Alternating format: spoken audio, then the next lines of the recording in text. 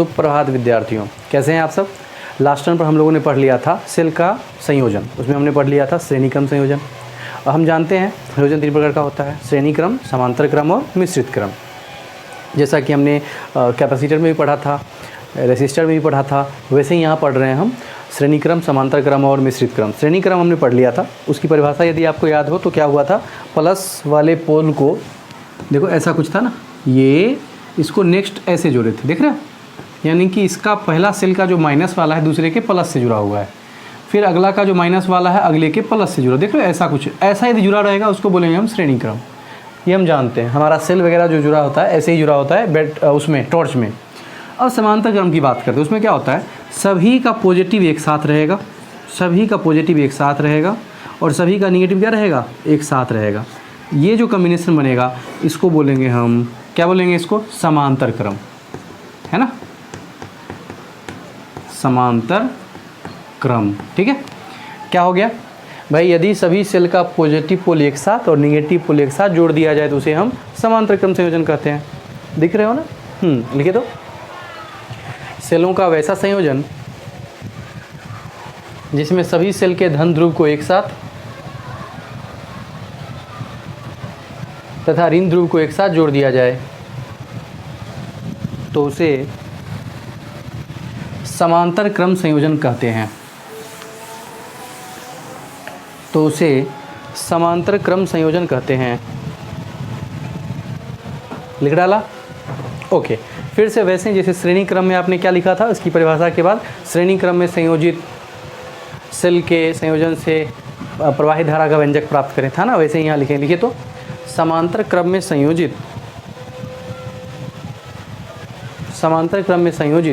Cell के संयोजन से प्रवाहित धारा का व्यंजक प्राप्त करें। ओके, चलिए समांतर क्रम में हम कुछ सेल को संयोजित करते हैं। ध्यान से बच्चों देखना, ये हमारा सेल है,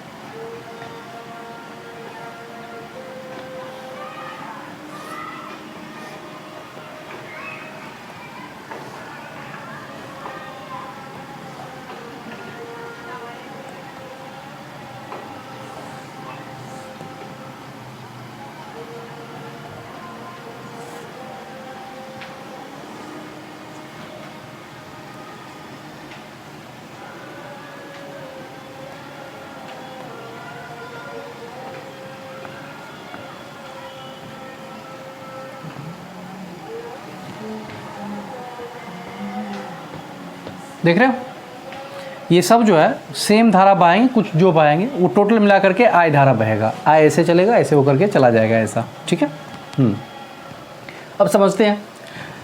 सभी सेल का ईएमएफ है ई, हमने आइडियल लिया है फिलहाल, और सभी का आंतरिक प्रतिरोध है आर। ठीक है बच्चों, अब जरा सोचना, प्रत्येक सेल क्या चाहता हो, जैसे श्रेणी क्रम में था, ध्यान से देखना, मजा में आ जाएगा आपको, समझ में आएगा इसका क्या क्या फंडा है। श्रेणी क्रम में जब था तो ये 5 वोल्ट, ये 5 वोल्ट, ये 5 वोल्ट का विभवांतर चाह रहा था, अगला भी चाह रहा था 5 वोल्ट का, दोनों मिलकर कितना हो गया 10, यहाँ से यहाँ तक का विभवांतर कितना हो गया 10 वोल्ट, है ना बच्चों। अब जरा सोचो, ये जो जुड़ा हुआ है ये चाह रहा है 12 वोल्ट का विभवांतर मेंटेन करूँ, दूसरा भी क्या चाह रहा है 12 ही, तो अब 24 नहीं होगा, क्योंकि यहाँ पर ये सिर्फ इतना दूर जा रहा था 5 और ये भी चाह रहा था 5, तो 5 5 10, चूँकि ये एक साथ नहीं जुड़ा हुआ है। जबकि यहाँ क्या हो रहा है, यहाँ ऐसा कुछ है, देखना ध्यान से, यही 5 वोल्ट का यदि मैं ऐसे लगा दूँ, समझ में आएगा आपको, ध्यान से देखना, ऐसा जोड़ दूँ, अब क्या हो रहा है, ये भी चाह रहा है 5 वोल्ट, ये भी चाह रहा है 5 वोल्ट, दोनों 5 5 वोल्ट चाह रहा है ना। तो ये जितना है, ये चाह रहा है कि -5 में पूरा, मान लो ये 0 है, ये 5 है, ये भी 0 है, ये 5 है, ये 0 ही रहना चाह रहा है, ये भी 0 ही रहना चाह रहा है, तो इसको कोई बढ़ाने वाला ही नहीं है। ये भी चाह रहा है 0, ये भी चाह रहा है 0, तो ना इसको ये बढ़ाएगा ना इसको ये बढ़ाएगा, तो ये 0 ही रह जाएगा। ये 5, ये भी चाह रहा है 5, तो 5 ही रह जाएगा। तो समांतर क्रम में क्या होता है, विभवांतर जो एक सेल का है वही सबका रह जाता है, ईएमएफ सेम रह जाता है। जैसे यहाँ पर जब 2 को जोड़ते तो 5 और 5 10 हुआ था ना, 1.5 वोल्ट की 2 बैटरी जोड़ते हो 3 होता है ना श्रेणी क्रम में, जबकि यहाँ पर 1.5 वोल्ट का यदि समांतर क्रम में जोड़ोगे तो कितना रह जाएगा, 1.5 वोल्ट ही रह जाएगा।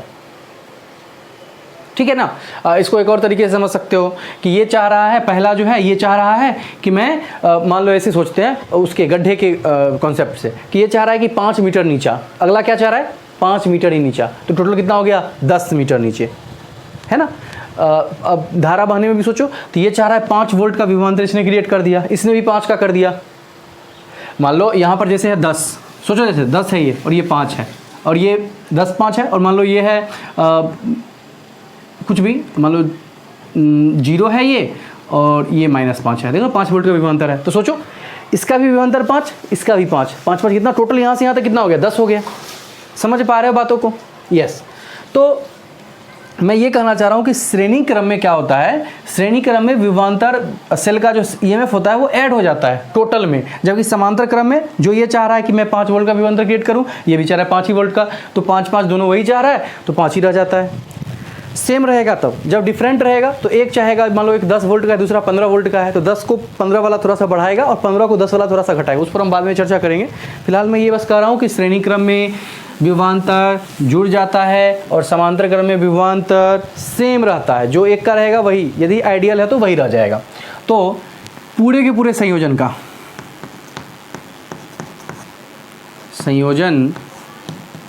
का है ना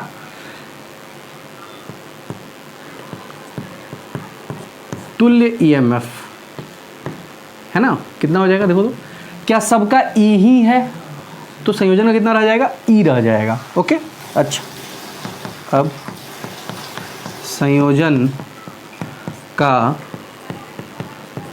तुल्य आंतरिक प्रतिरोध, बच्चों ध्यान से बोलो, क्या सभी के सभी प्रतिरोध समांतर क्रम में है? और जब समांतर क्रम में प्रतिरोध जुड़ते हैं, याद होगा आपको n प्रतिरोध यदि समांतर क्रम में जुड़े हों तो क्या तुल्य प्रतिरोध जो हो जाएगा वो R/n हो जाएगा बच्चों, बोलो बोलो।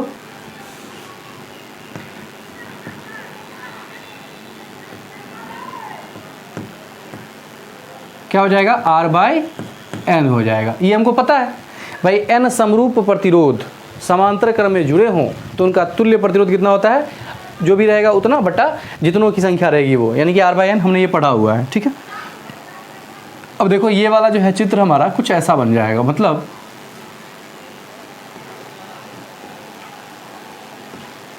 कुछ ऐसा, देख रहे हो, ये हमारा हो गया R इक्विवेलेंट, ठीक है, और ये क्या हो गया E इक्विवेलेंट, और ये क्या हो गया कैपिटल R, कुछ इस प्रकार का। भाई ये सब मिला करके इक्विवेलेंट पूरा रहा है जो कि E ही है। अच्छा, ये सब मिलाकर क्या पर आ रहा है, R इक्विवेलेंट पूरा रहा है जो कि क्या है, R इक्विवेलेंट क्या है, R/n है, और ये तो हमारा R है। बच्चों ध्यान से समझने का प्रयास करिएगा। ये E इक्विवेलेंट जो है तुल्य EMF, यहाँ भी लिखूंगा मैं थोड़ा सा, E equivalent equals to E है ना। अच्छा, R इक्विवेलेंट बराबर ये है। अब जरा सोचो तो, यदि मैं सोचूं तो क्या ये इसके साथ एक ही तार है, तो क्या श्रेणी क्रम में है? पिछले टर्म में भी ऐसा ही हुआ था हमारा, देख सकते हो आप पेज पर हट करके, तो सेम है ना, सेम। हाँ, तो मैं कहूँगा कि अब बताइए इससे जो ये हमारा जो बना हुआ है कॉम्बिनेशन, इससे जो धारा बहेगी ना, तो लिखेंगे इसीलिए परिपथ से प्रवाहित धारा, परिपथ से प्रवाहित धारा I बराबर क्या होता है, V/R होता है ना, V/R, जहाँ ये क्या है, कहाँ से आया है, ये ओम के नियम से, ओम के नियम से। बच्चों ध्यान से देखना, ओम के नियम से ऐसा होता है। अच्छा, यहाँ V का काम कौन कर रहा है, V का काम E कर रहा है, इफेक्टिव, E इफेक्टिव जो है सो वो E इफेक्टिव क्या है, यही ना है जो धारा बाहर है, E इफेक्टिव जो कि E इक्विवेलेंट है, तो लिखूंगा E इक्विवेलेंट अपॉन R का काम क्या कौन करेगा, तो ये सिर्फ ये नहीं बल्कि संयोजन का टोटल जो होगा सो, है ना, टोटल जो होगा संयोजन का वो वाला। यानी कि यहाँ से यदि मैं बात करूँ तो R इक्विवेलेंट बराबर क्या हो जाएगा बच्चों, बोलो तो ये दोनों सीरीज में है तो मैं लिखूंगा R इक्विवेलेंट और प्लस कैपिटल R इक्विवेलेंट की बात करी जाएगी, तो बोलो जरा क्या हो जाएगा वो, बोलो ये लिखता हूँ, R इक्विवेलेंट का वैल्यू कितना है, R/n है, तो मैं लिखूंगा R/n प्लस कैपिटल R, ये हो जाएगा हमारा। तो यहाँ पर R जो है ये टोटल प्रतिरोध है, ठीक है। तो इक्विवेलेंट अपन R इक्विवेलेंट का मतलब देखकर बोलो इक्विवेलेंट कितना है, E है, और R इक्विवेलेंट कितना है, R/N plus capital R, small R/N plus capital R, ठीक है भाई। ये हमारा धारा हो गया। यदि मैं इसको थोड़ा सा और सिंप्लीफाई कर दूं तो क्या हो जाएगा बच्चों, ध्यान से देखना, E अपॉन, देखो नीचे में n है, यहाँ कुछ भी नहीं तो 1 है, n और 1 का लॉस n जो कि ऊपर चला जाएगा, डबल अटैक नीचे है ऊपर चला गया तो Ne अपॉन, ध्यान से नीचे देखो, यहाँ R है, R हो गया, और ये रहा होगा NR। आप सॉल्व करके देख लेना कॉपी में थोड़ा सा। चलिए, तो यहाँ से हमारे पास क्या निकल के आ गया कि I जो है, धारा जो बहेगा वो धारा I होगा Ne upon small r plus NR, है ना। यस, चलिए यहाँ तक छापेंगे, फिर बात करेंगे आगे की, बाद में लिखिएगा। माना EMF तथा स्मॉल r आंतरिक प्रतिरोध वाले n सेल को चित्रानुसार समांतर क्रम में जोड़ा गया है ना। मान लो सब धारा जो है ना I डैश दे रहा है, I डैश कुछ दे रहा होगा, वो सब मिल करके ये बना है, ठीक है भाई। अच्छा, चित्रानुसार समांतर क्रम में जुड़ा गया है, चित्र छाप कर लिखिएगा। संयोजन के दोनों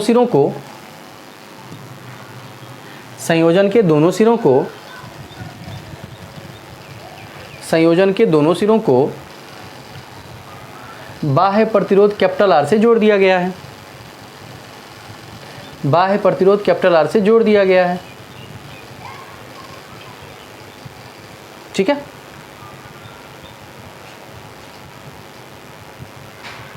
तो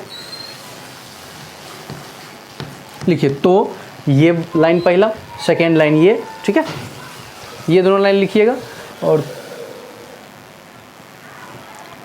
ठीक है, ये दोनों लिखिएगा, ये लाइन और ये लाइन, ओके ना। ऐसा लिखने के बाद ये डायग्राम बनाइएगा नीचे, ये दोनों लिखने के बाद ये डायग्राम बनाइएगा, बना लिया। अब लिखिएगा डायग्राम बनाने के बाद, ये वाला डायग्राम बनाने के बाद लिखिएगा, इन दोनों को लिखने के बाद ये डायग्राम बनाइएगा और लिखिएगा, इसीलिए परिपथ का तुल्य प्रतिरोध R इक्विवेलेंट बराबर ये,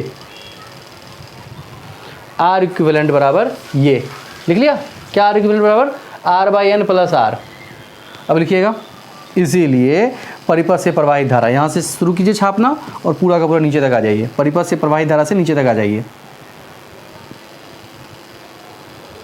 आ गए, यहाँ तक आ गए, सिंपल सा है, कुछ भी नहीं है, ये पुराने वाला ही है, पिछला लेक्चर जो आप देखे हैं सेम है, वैसा ही यहाँ पर हो गया है। वहाँ भी कुछ ऐसा ही आया था फॉर्मूला में, बस ये n इसके साथ था, याद होगा आपको। चलिए अब देखते हैं यहाँ पर केस करके कि क्या क्या हो रहा है यदि मैं दोनों में कंपैरिजन करूँ कि R बड़ा है कैपिटल R से या कैपिटल R बड़ा है स्मॉल r से, तो क्या होता है। चलिए देखते हैं।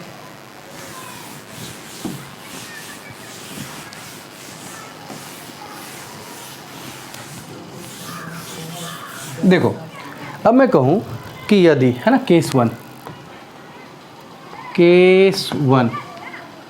कह रहा हूँ, यदि small r is much greater then capital R, यानी कि ये जो है बहुत बड़ा है इससे, तो I बराबर, बच्चों ध्यान से देखना, Ne अपॉन स्मॉल r बहुत बड़ा है तो स्मॉल r बड़ा है प्लस n, और ये तो बहुत छोटा है, छोटा होने के कारण ये हो जाएगा, इसके कंपेयर में कोई नहीं, नेग्लिजिबल है, 0 मान लेते हैं, ओके।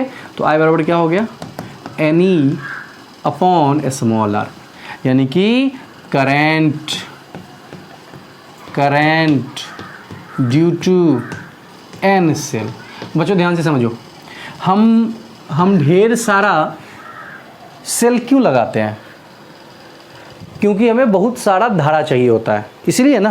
तो यदि हमें ज़्यादा धारा चाहिए तो हम ढेर सारा सेल लगाते हैं, और यहाँ वही तो हो रहा है, n सेल के कारण। देखो, एक सेल से कितनी धारा बहेगी, E/R, 2 सेल से 2E/R, 3 सेल से 3E/R, और n सेल से NE/R। अच्छा तो है, n सेल के कारण धारा बहा, इसको बोलेंगे हम एडवांटेज,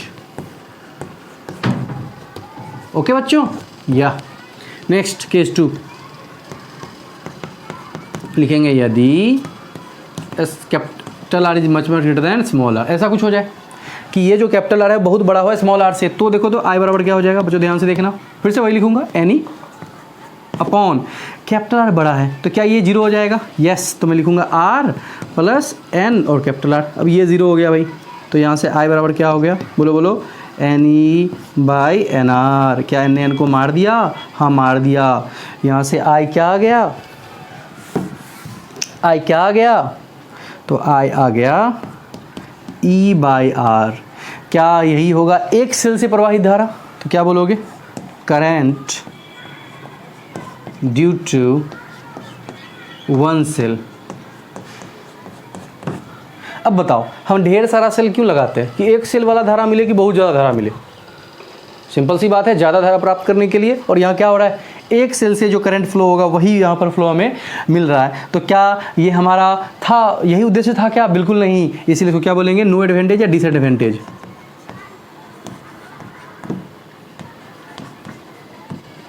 ठीक है भाई, डिसएडवांटेज है, हमारा कोई काम यहाँ पर नहीं हो पाया, तो हम ऐसा चाह नहीं रहे थे, तो ऐसा करके आप छाप लीजिए यहाँ तक, ठीक है।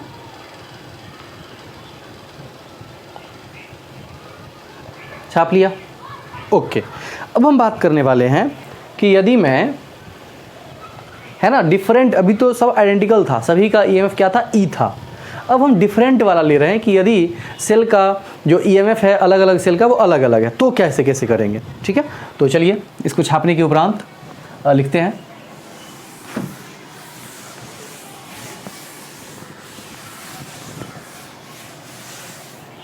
लिखिएगा,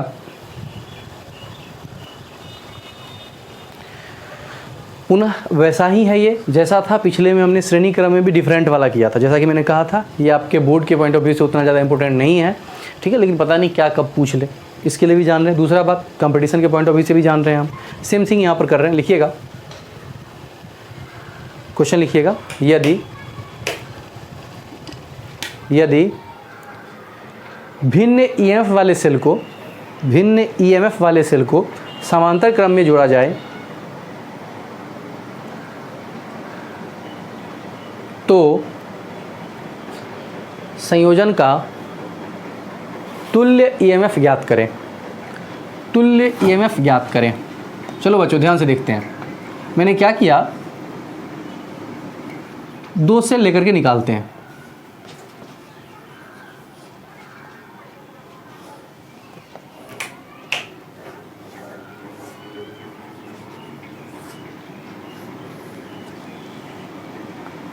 अलग अलग है, दोनों का आंतरिक प्रतिरोध भी अलग अलग होगा, बाह्य प्रतिरोध कैपिटल आर है, जैसा कि मैंने कहा था समांतर क्रम में इसने अपना धारा बहाया होगा जिसका कि मैं नाम देता हूँ I1, इसने बहाया होगा I2, कुल धारा बहा होगा I, यहाँ भी चला होगा I, ओके, यस, यही दो भागों में बटा, यही बना है I1 और I2। चलिए ध्यान से देखते हैं, समझो, यहाँ से आपको ना और कॉन्सेप्चुअली क्लियर हो जाओगे, अब मज़ा आ जाएगा आपको। क्या मज़ा आने वाला है, आपको समझ में आएगा कि कैसे समांतर क्रम में विद्युत भागबल ई ही रह जाता है, जब समान रहता है तब, और डिफरेंट रहेगा तो क्या होगा, उस पर भी हम चर्चा करेंगे। ध्यान से देखिएगा, पहला क्या चाह रहा होगा ऊपर वाला सेल कि भाई मैं अपने सिरों का विभवांतर जितना वोल्ट, जैसे कोई सेल है मान लो 10 वोल्ट का सेल है, ध्यान से देखो 10 वोल्ट, तो ये पहला ये जो सेल है ये चाह रहा है कि मैं 10 वोल्ट को मेंटेन रखूँ, ठीक है ना। अच्छा, दूसरा भी मान लो है 10 वोल्ट का ही, तो ये भी क्या चाह रहा है 10 वोल्ट को मेंटेन रखूं, अच्छी बात है भाई, दोनों वही चाह रहा है तो 10 वोल्ट ही रह जाता है। लेकिन ये 10 है और ये 10 के बजाय 20 है, तो अब क्या हो रहा होगा, ये 10 है ये चाह रहा होगा 10 रहूँ मैं, ये 20 है ये चाह रहा होगा 20 रहूँ मैं, तो आपको पता चल रहा होगा कि 10 से थोड़ा सा तुल्य जो है, टोटल जो है 10 से थोड़ा सा बढ़ जाएगा, क्योंकि ये इसको थोड़ा बढ़ाएगा तो खुद को थोड़ा घटना भी पड़ेगा, क्योंकि बढ़ाने में कुछ एनर्जी ये खर्च कर लेगा, तो बीच वाला कुछ हो जाएगा, एग्जैक्ट 15 हो या क्या हो वो डिपेंड करता है सिचुएशन पर, आंतरिक प्रतिरोध पर, ठीक है ना, उस पर ही वही वाला तो हम निकालने का प्रयास करेंगे व्यंजक, ठीक है। तो आपने यहाँ से समझा कि कैसे जब समांतर क्रम में होता है तो ये 10 चाह रहा है मेंटेन करना, ये 20 चाह रहा है, तो ये 20 वाला थोड़ा सा घट जाता है, 10 वाला थोड़ा सा बढ़ जाता है, मतलब बीच वाला कोई सा हो जाता है ना।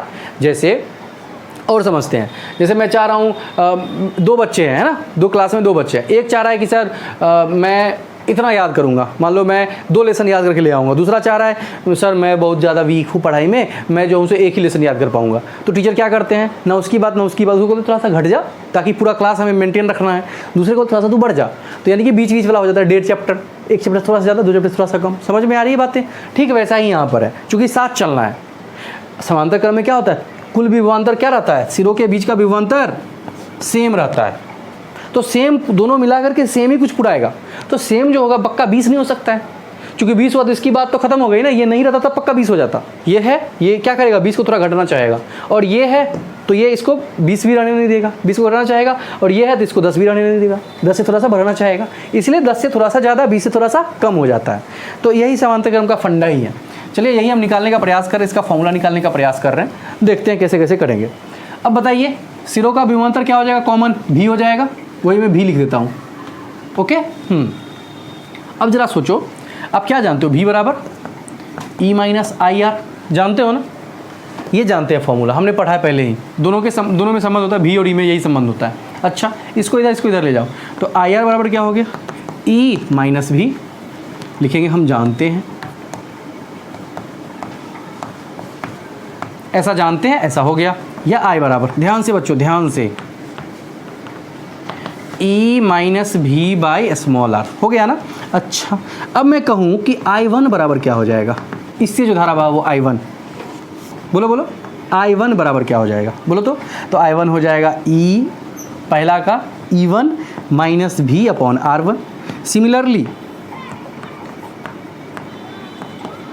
I2 बराबर क्या हो जाएगा, बोलो, तो हो जाएगा E2 माइनस भी अपॉन R2, हो जाएगा ना। यस, तो आप देख कर कह सकते हो कि I जो है वो I1 और I2 तो ही है, तो I बराबर है क्या, चित्र देखकर बोलो, तो I जो है वो क्या है, I1 प्लस I2, यही दोनों मिलकर के तो I बना है।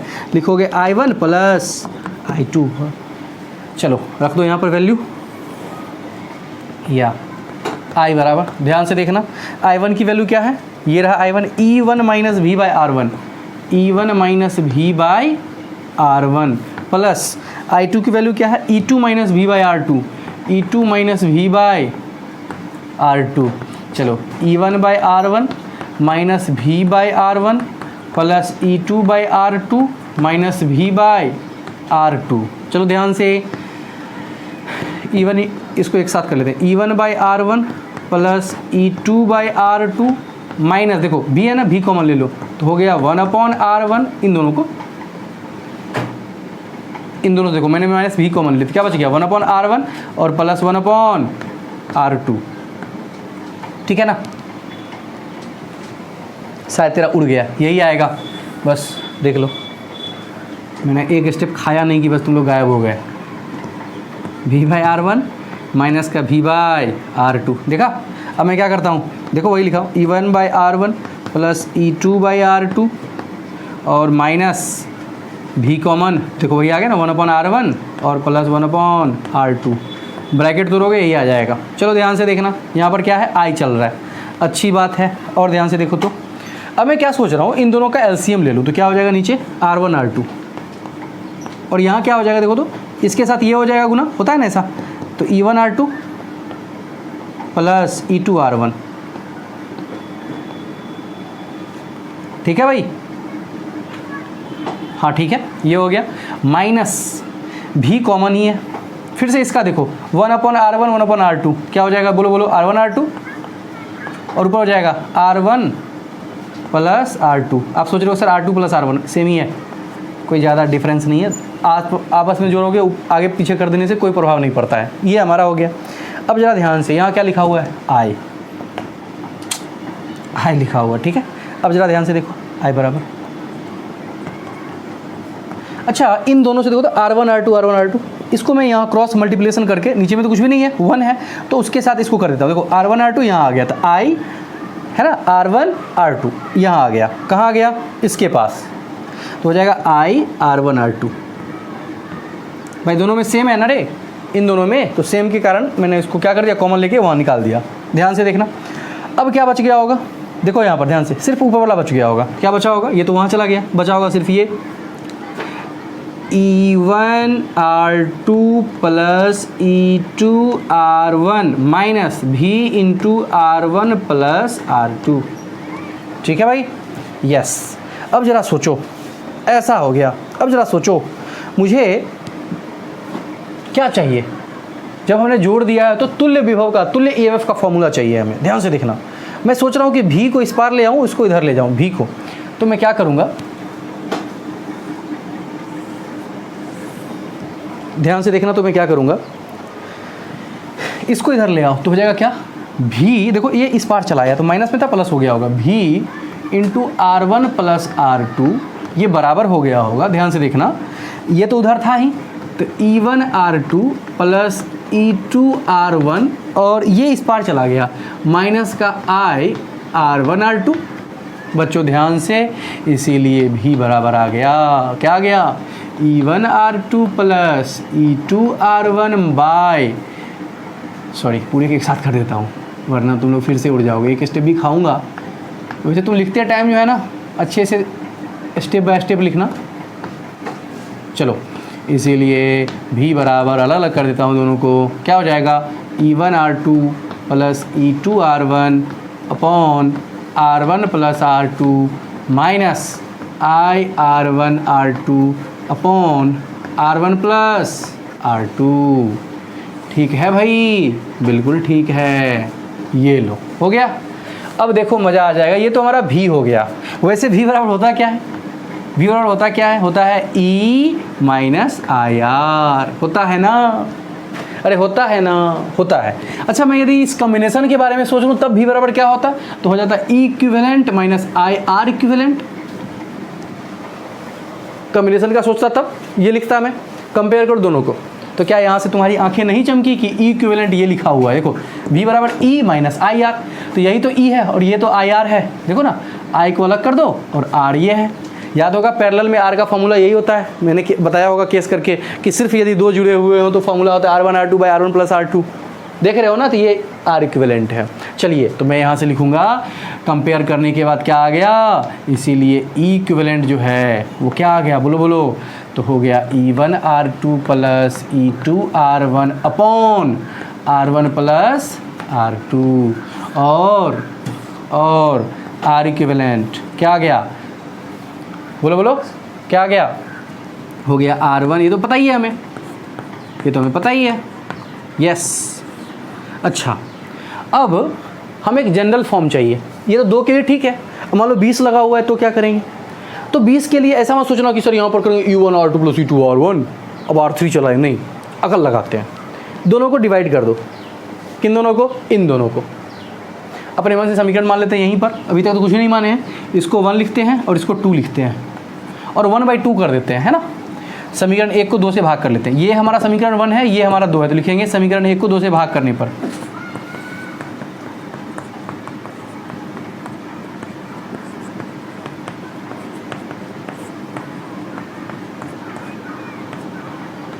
चलो देखो नहीं हो पाएगा ना, यहाँ पे कर लेंगे इसके बाद। पहले आप यहाँ तक छाप लो, तो कहाँ तक, सिर्फ यहाँ तक छापना आप, यहाँ तक, 1 2 बाद में मानते रहेंगे हम, 1 2 मान ही लेना साथ में ही, बाद में चर्चा करेंगे। यहाँ तक छाप लो तो बस। कैसे छापेंगे, तो हमने क्वेश्चन लिखना है, क्वेश्चन तो लिख ही रखे हैं कि भाई डिफरेंट यदि हम EMF वाले सेल को समांतर क्रम में जोड़ेंगे तो संयोजन का तुल्य EMF ज्ञात करें। ठीक है, तो लिखिएगा माना दो सेल जिनका विद्युत वाहक बल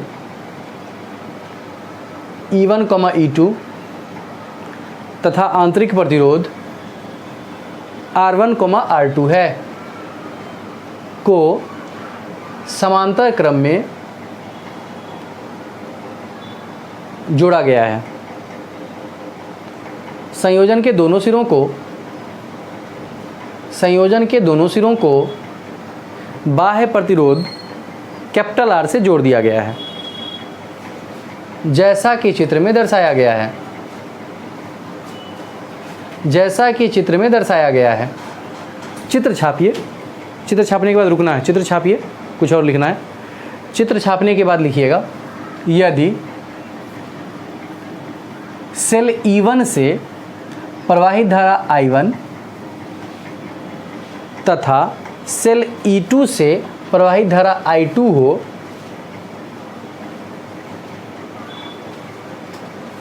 I2 हो तो हम जानते हैं इसे पूरा पूरा और यहाँ तक आ जाइए, यहाँ तक आ जाओ, तो पूरा तक, पूरा आ जाओ आराम से, पास करके लिख लो तो वहाँ तक पूरा आ गए।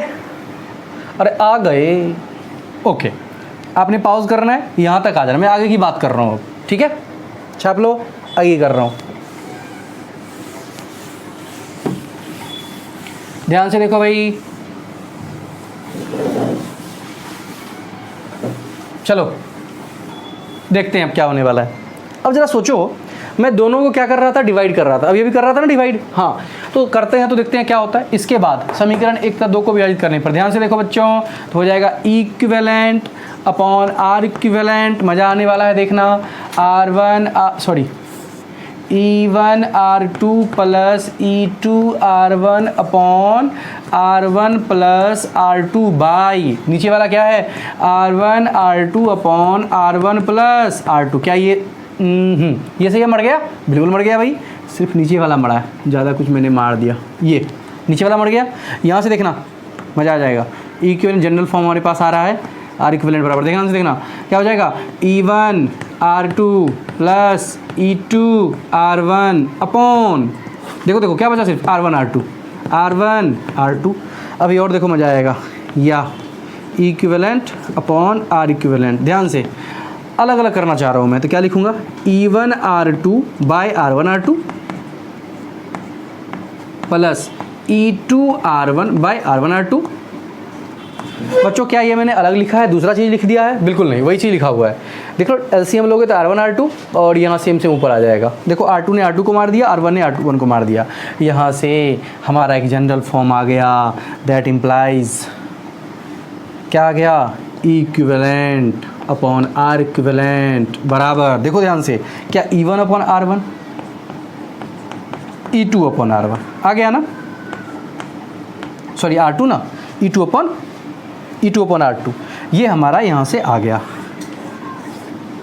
यहाँ से यहाँ तक, ठीक है, इसको छाप लो इसको,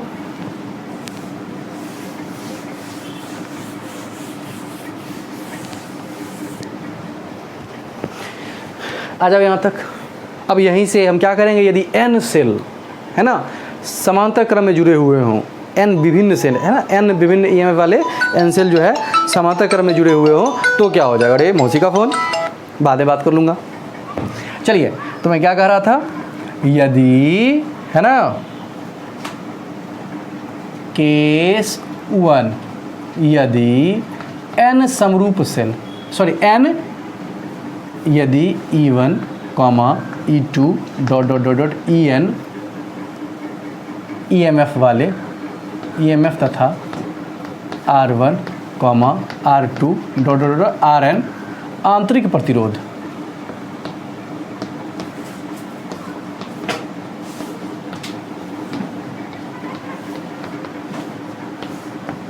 वाले n सेल समांतर क्रम में जुड़े हों,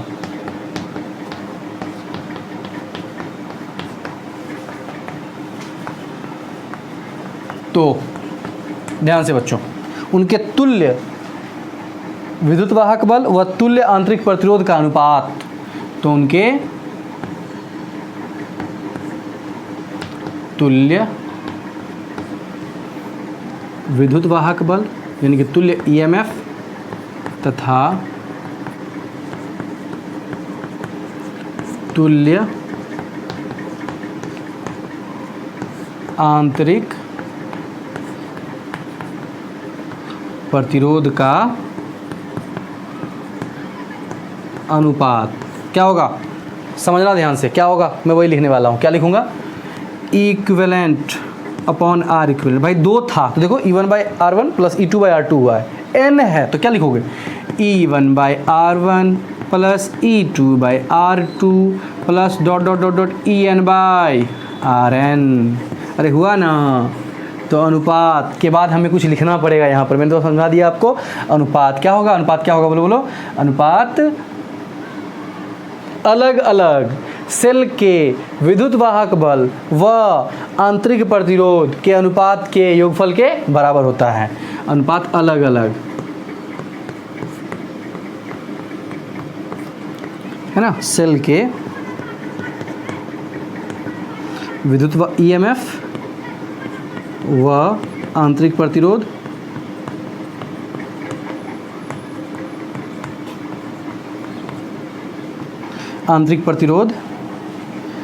के अनुपात के योगफल के बराबर होता है। योगफल के बराबर होता है। क्या करना है आपको, पहले भाषा लिख लेनी है, अर्थात करके ये छाप लेना। अर्थात, ये पहले मैंने आपको समझा दिया, भाषा लिख लेना पूरा, अर्थात करके ये छाप लेना है। ठीक है, ये आपने छाप रखा है पहले, ये पहले ही हो रखा था, केस 1 चला था वहाँ पे।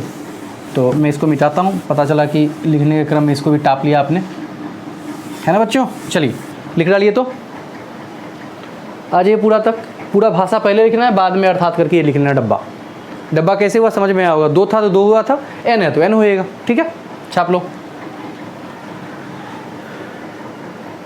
अरे छाप डाला जरूर। इस पर बेस्ड हम एक क्वेश्चन करते हैं ताकि आपको पता चले कैसे कैसे काम हो रहा है।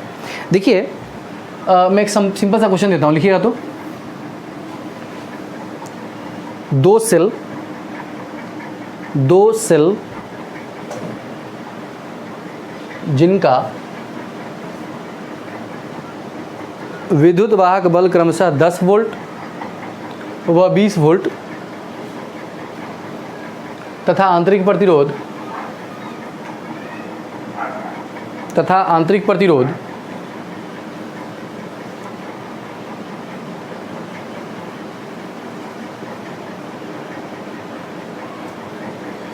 एक ओम तथा 2 ओम है। ठीक है, को समांतर क्रम में जोड़ा गया है। संयोजन का तुल्य विद्युत वाहक बल ज्ञात करें। संयोजन का तुल्य विद्युत वाहक बल ज्ञात करें। संयोजन का तुल्य विद्युत वाहक बल ज्ञात करें। चलिए देखते हैं करके कैसे होगा। तो सबको मैं मिटाता हूं और इसको करने का प्रयास करता हूं। इस क्वेश्चन को ध्यान से देखना। चलिए, गिवन क्या क्या गिवन है भाई। तो दिया हुआ है आपको सेल जो है 2 ठो, E1 का वैल्यू दिया है 10 वोल्ट, E2 का वैल्यू दिया है कितना 20 वोल्ट, है ना क्वेश्चन में। अच्छा, R1 दिया है 1 ओम और R2 दिया है आंतरिक प्रतिरोध दूसरा दिया हुआ है 2 ओम, है ना भाई। यस, इतना दिया हुआ है। तो हमने अभी पढ़ा है ई इक्विवेलेंट बराबर फॉर्मूला होता है E1 R2 plus E2 R1 by R1 plus R2। बच्चों पता है एक बात, इसको बिहार बोर्ड ने 2018 में पूछा था, यही फॉर्मूला पूछ लिया था। बिहार बोर्ड 2018 में ऑब्जेक्टिव में 1 नंबर का फॉर्मूला था। चलिए, तो ये होता है हमारे पास। चलिए, तो E1 की वैल्यू हमें गिवन है 10, R2 की वैल्यू है 2 प्लस E2 की वैल्यू है 20, R1 की वैल्यू है 1 अपॉन 2 और जोड़ R1 प्लस R2 है ना, 1 जोड़ 2। चलो 20 प्लस 20 अपॉन 3 मतलब 40/3। कितना होना है, 40/3 हो गया। 40/3 का मतलब क्या होता है, बोलो बोलो, भाग दे लो। 3 से भाग देने आता है, यस आता है। 3 से लगा दिया, 3 इकाई 3 10, 3.3 यानी कि 13.3 वोल्ट। देख रहे हो, यानी कि देखो क्या ये 10 से ज़्यादा है, हाँ 20 से कम है, हाँ मैंने कहा ही था आपको, ऐसा ही होता है ना। थोड़ा सा छोटे वाले से ऊपर और ऊपर वाले से थोड़ा सा नीचे, ऐसा ही हो जाता है। ऐसा ही हो गया, छाप लीजिए।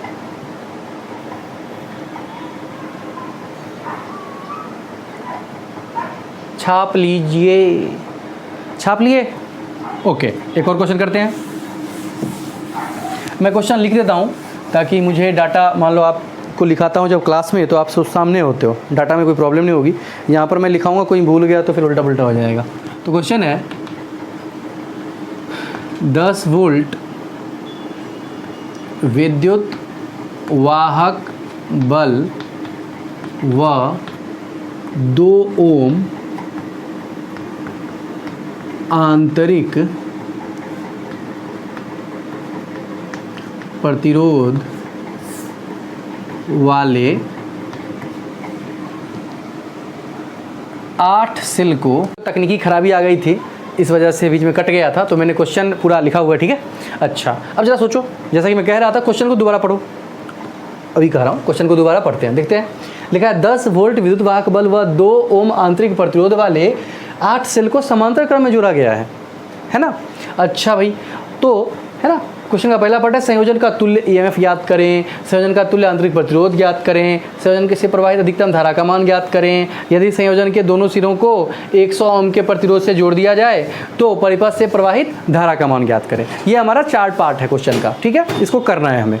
सोचो कैसे करेंगे हम, तो जो पढ़े हैं उसको अप्लाई करते हैं। क्या हमने पढ़ा है कि यदि हमने क्या पढ़ा है, यदि, फिर से फ़ोन आ रहा है, बार बार फ़ोन आ रहा है, इसको मैं थोड़ा सा कल्याण कर देता हूँ, कल्याण मस्तु। देखो मैं क्या कह रहा था कि यदि श्रेणी समांतर क्रम में सेल जुड़े होते हैं तो उनका तुल्य ईएमएफ वही रह जाता है। याद आया? यस, वही रह जाता है। अच्छा, तुल्य ईएमएफ सेम रह जाएगा ना। तो मैं बिना कुछ दिमाग लगाए सॉल्यूशन लिखूंगा, है ना, पहला पार्ट का, कि इक्विवेलेंट जो रहने वाला है वही रहने वाला है जो एक का है, जो कि है 10 वोल्ट। तो आंसर आ गया 10 वोल्ट। क्या इस बात से सब बच्चे सहमत हैं? क्या सब बच्चे सहमत हैं? यस। सहमत नहीं भी है तो होना पड़ेगा, क्योंकि हमने आपको बताया हुआ है। सेकंड क्या है? संयोजन का तुल्य ईएमएफ। अरे यार, हाँ, सेकंड ये है, संयोजन का तुल्य आंतरिक प्रतिरोध ज्ञात करें, इंटरनल रेजिस्टेंस। क्या लिखोगे?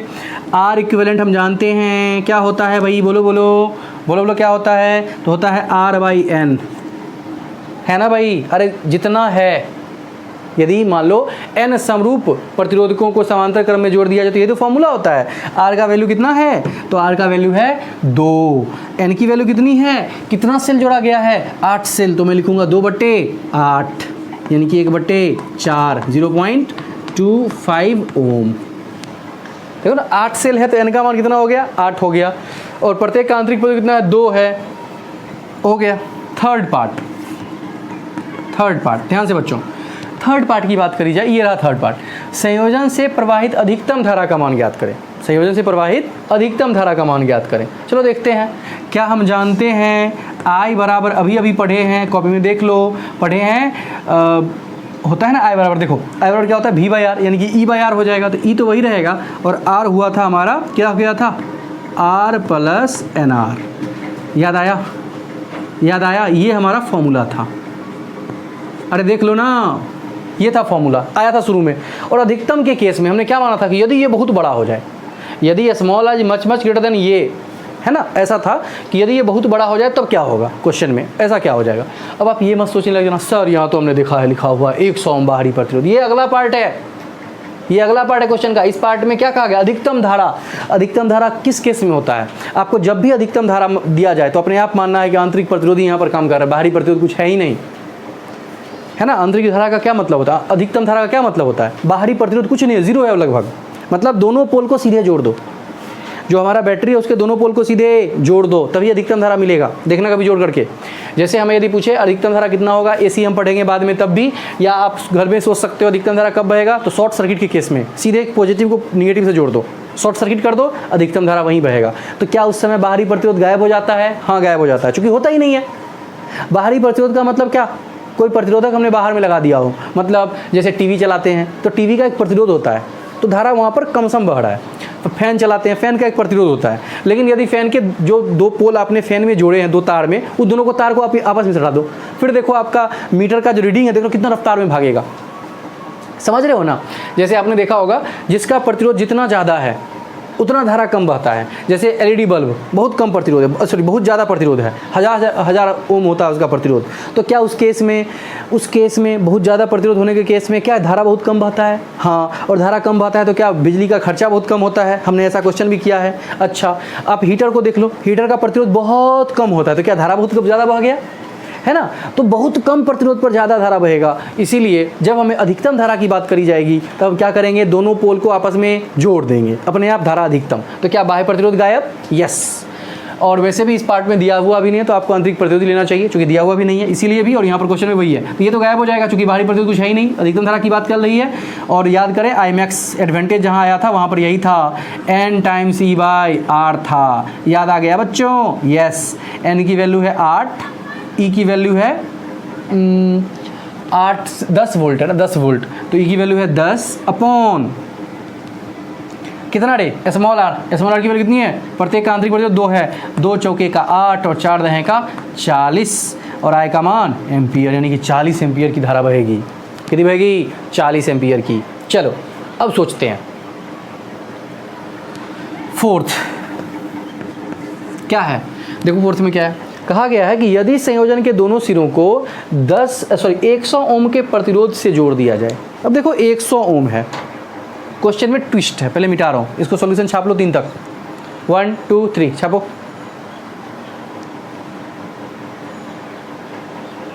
छाप लिया, ओके। देखो अब ध्यान से अगला पार्ट जो है उसको समझने का प्रयास करते हैं।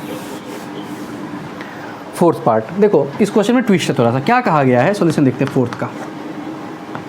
देखो यही तो क्वेश्चन है यहाँ पर। अब देखते हैं इसमें क्या कहा गया है। कहा गया कि यदि दोनों सिरों को 100 ओम के प्रतिरोध से जोड़ दिया जाए। ठीक है, जरा केस समझते हैं। क्या 2 ohm is very very less than 100? भाई वेरी वेरी, डबल वेरी लगाना थोड़ा सा उतना ज़्यादा हाइजेनिक नहीं लग रहा है, शायद आपको नहीं लग रहा होगा, लेकिन लगा सकते हैं। क्यों लगा सकते हैं? सोचो 100 रुपये में 2 रुपये का कोई वैल्यू है लेकिन उतना ज़्यादा नहीं है। 100 रुपये का सामान लोगे, 2 रुपये कम दोगे, लगभग दे देगा, मैक्सिमम चांस है। वैसे 1000 होता तो और ज़्यादा अच्छा होता, लेकिन चलो 100 है तब भी हम लगा सकते हैं, थोड़ा सा डिफर है। तो हम लिख सकते हैं कि ऐसा वाला कुछ केस यहाँ पर हो सकता है। तो मैं क्या लिखूँगा इस केस में? हमें पता है आई बराबर क्या होता है, अरे हमारा फॉर्मूला यही ना है, NE/R जोड़ कैपिटल R और इंटू N, यही होता है हमारा फॉर्मूला। अब यहाँ पर ये बहुत बड़ा है एज कम्पेयर टू इसको, तो इसको मान लेंगे लगभग 0। वैसे हो ही जाएगा, क्योंकि देखोगे क्या करोगे, n के साथ इसको मल्टीप्लाई करोगे, n 8 है तो क्या यहाँ पर 800 हो जाएगा।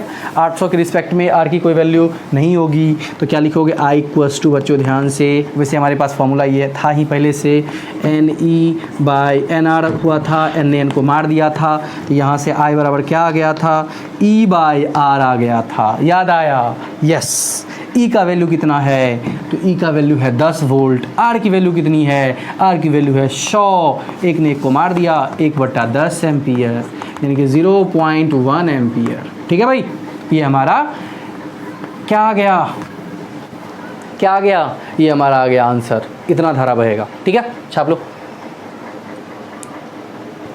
छाप डाला, इरेज कर देता हूँ। अब मैं एक और क्वेश्चन आपको देता हूँ होमवर्क के लिए, घर से करना है और मज़े में करना है।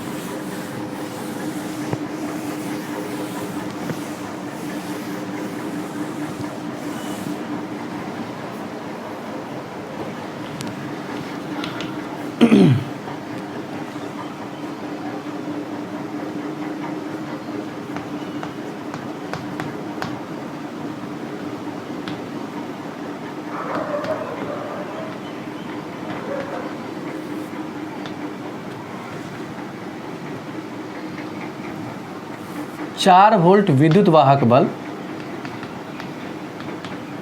व 0.5 ओम आंतरिक प्रतिरोध वाले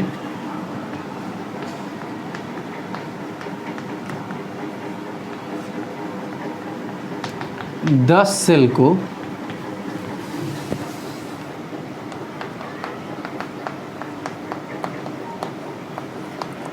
समांतर क्रम में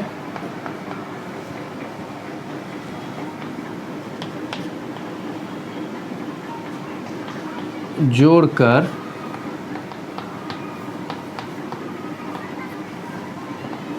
संयोजन के दोनों सिरों को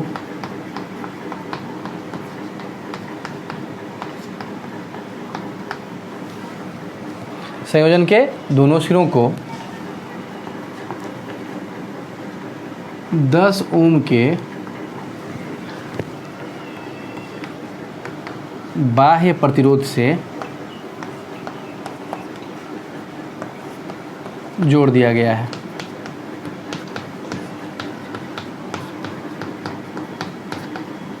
ठीक है भाई, बाह्य प्रतिरोध से जोड़ दिया गया है। तो क्वेश्चन का पहला पार्ट ध्यान से बच्चों देखना। पहला पार्ट है कि बताइए, है ना, संयोजन का तुल्य ईएमएफ ज्ञात करें।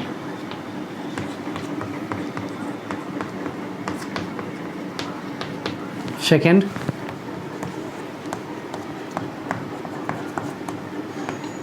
संयोजन का तुल्य आंतरिक प्रतिरोध ज्ञात करें।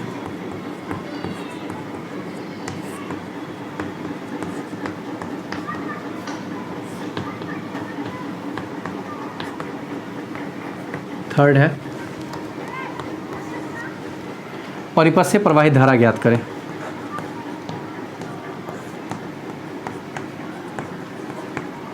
ये थोड़ा सा चेंज है भाई, वैसे मत सोच लेना।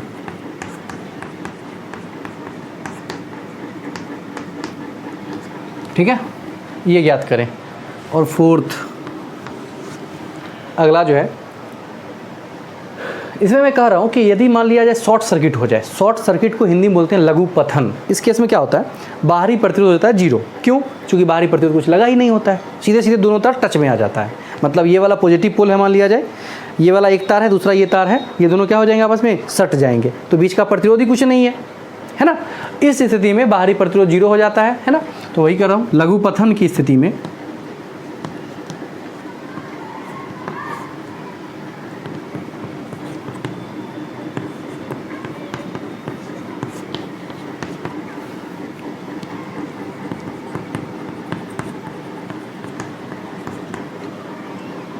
प्रवाहित धारा का मान ज्ञात करें।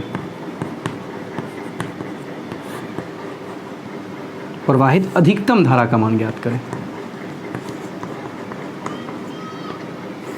अधिकतम धारा का मान ज्ञात करें।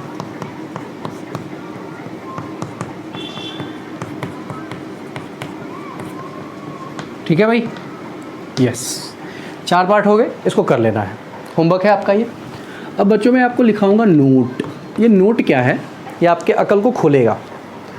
हमने अभी तक क्या सीखा कि श्रेणी क्रम में सभी सेल का विद्युत वाहक बल ऐड हो रहा था, 2 वोल्ट 2 वोल्ट 2 वोल्ट, 3 लगाया तो 6 वोल्ट हो रहा था ना। अच्छा, समांतर क्रम में सेम रह रहा था।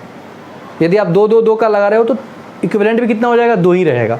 यहाँ से हमारे दिमाग में क्या बात गया, यहाँ से ये बात गया कि यदि हमें ज़्यादा वोल्टेज चाहिए तो कौन सा क्रम में जोड़ोगे, किस क्रम में जोड़ोगे, श्रेणी क्रम में जोड़ोगे। और यदि हमें ज़्यादा वोल्टेज चाहिए तो श्रेणी क्रम में, और ज़्यादा धारा चाहिए तो, जुगाड़ लगा के ज़्यादा धारा चाहिए तो तब जोड़ेंगे हम समांतर क्रम में, और बाहरी प्रतिरोध का वैल्यू बहुत कम हो जाएगा, है ना, इस स्थिति में। तो यदि हमें आपसे सिर्फ ये पूछा जाए कि यदि आपको बहुत ज़्यादा वोल्टेज चाहिए तो किस क्रम में जोड़ोगे, श्रेणी क्रम में जोड़ेंगे, है ना। जब हम पढ़ेंगे और इसका मिक्स्ड कॉम्बिनेशन, आपको पता है अगला टॉपिक क्या आने वाला है हमारा, मिक्स्ड कॉम्बिनेशन, उसको भी लगाते हैं हम, जुगाड़ करते हैं। क्यों जुगाड़ करते हैं, तो हमें जब अधिकतम पावर चाहिए होता है, पूरे के पूरे कॉम्बिनेशन से हमें अधिकतम जब पावर चाहिए होगा तो क्या करेंगे हम, मिक्स्ड कॉम्बिनेशन में जोड़ेंगे। ठीक है बच्चों, तो नोट लिखिएगा और लिखिए अधिकतम विद्युत वाहक बल प्राप्त करने के लिए, नोट में पहला बिंदु लिखिएगा, अधिकतम विद्युत वाहक बल प्राप्त करने के लिए, है ना, अधिकतम विद्युत वाहक बल प्राप्त करने के लिए हम सेल को श्रेणी क्रम में जोड़ते हैं। हम सेल को श्रेणी क्रम में जोड़ते हैं। ठीक है, अधिकतम यदि हमें विद्युत वाहक बल चाहिए, ज़्यादा से ज़्यादा पोटेंशियल चाहिए तो किस क्रम में जोड़ेंगे, श्रेणी क्रम में जोड़ेंगे। ठीक है, नेक्स्ट बात जो है आपको समझा करके जब मिक्स्ड कॉम्बिनेशन पढ़ेंगे तो आगे की बातों को हम आपको बताएंगे। ठीक है, चलिए यहीं तक रखते हैं आज और मिलते हैं अगले एपिसोड में। तब तक आप अच्छे से घर पर रहिए, पढ़ाई करते रहिए और देखते रहिए यूपीएससी एकेडमी को। ठीक है।